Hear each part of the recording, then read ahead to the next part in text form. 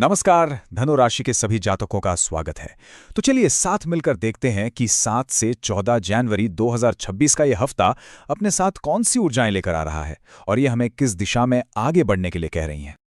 और सच कहूं तो इस पूरे हफ्ते का जो सार है वो बस इसी एक वाक्य में छिपा है। ब्रह्मांड से आशा और विस्तार की एक बहुत ही पावरफुल लहर आ रही है और हमारा काम बस इतना है कि हम अपनी समझदारी से, अपने विवेक से उसे एक सही दिशा दें। तो हमारी आज की चर्चा कुछ इस तरह आगे बढ़ेगी।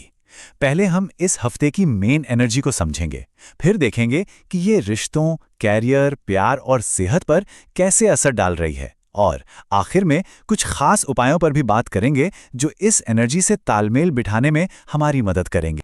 तो सबसे पहले बात करते हैं इस हफ्ते की सबसे बड़ी ऊर्जा की, और वो है बृहस्पति का आशीर्वाद। धनु राशि वालों के लिए ये एक तोहफे से कम नहीं है। सच में ये अपने साथ भाग्य, रोमांच और एक गहरी पॉजिटिविटी लेकर आ रहा है। ये वो समय है जब नए संभावनाओं के दरवाजे खुल रहे हैं। लेकिन हाँ, याद रखिएगा, हर बड़ी ऊर्जा एक संतुलन भी मांगती है और यहीं पर हमें थोड़ा सा सावधान रहना है। देखिए, एक तरफ है आशावाद जो हमें एक बड़ा विजन देता है, ग्रोथ के नए रास्ते दिखाता है। वहीं दूसरी तरफ अति आशावाद का एक खतरा भी है जो हमें बिना सोचे समझे रिस्क लेने, इमोशनल होकर फैसले करने और लापरवाही की तरफ धकेल सकता है। खासकर 9 से 11 जनवरी के आसपास अपने मन की आवाज़ सुनना और प्रैक्टिकल बने रहना बहुत ज़रूरी होगा। अच्छा, अब आगे बढ़ते हैं और देखते हैं कि ये एनर्जी हमारे रिश्तों पर, यानी कि हमारे परिवार और दोस्तों के साथ क्या असर डाल रही है। रिश्तों के लिए ये हफ्ता काफ़ी अच्छा लग रहा है, काफ़ी गर्माहट है।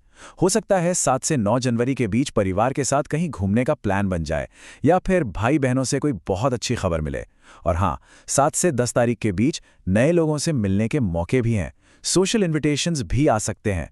किसी पुराने दोस्त की सलाह इस समय बहुत काम आ सकती है, इसलिए अपने सोशल सर्कल के लिए दरवाजे खुले रखें। कोई नया अवसर वहीं से आ सकता है।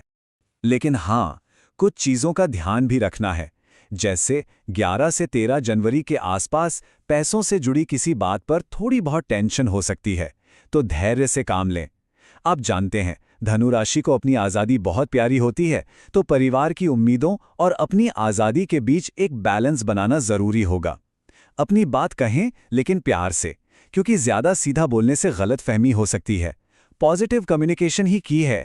तो इस हफ्ते हम सबके लिए सोचने वाली बात यह है कि हम कैसे अपनी पॉजिटिव एनर्जी अपनों के साथ बांटें, लेकिन साथ ही साथ अपनी जिम्मेदारियों को भी ना भूलें।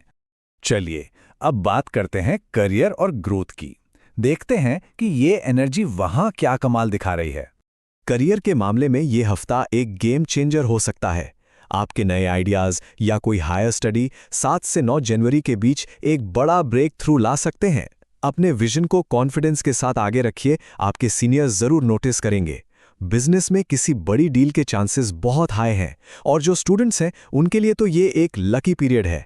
मीटिंग्स में, कोर्सेज में ये शाइन करने का परफेक्ट टाइम है। तो जरा सोचिए, इस जबरदस्त एनर्जी को हम अपने लॉन्ग टर्म करियर गोल्स के लिए कैसे इस्तेमाल कर सकते हैं। इसे सिर्फ एक हफ्ते की सफलता नहीं, बल्कि भविष्य की नींव कैसे बना सकते हैं।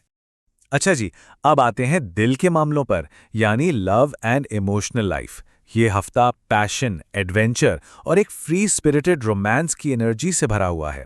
तो जो लोग सिंगल हैं, 8 से 11 जनवरी के बीच तैयार रहिए।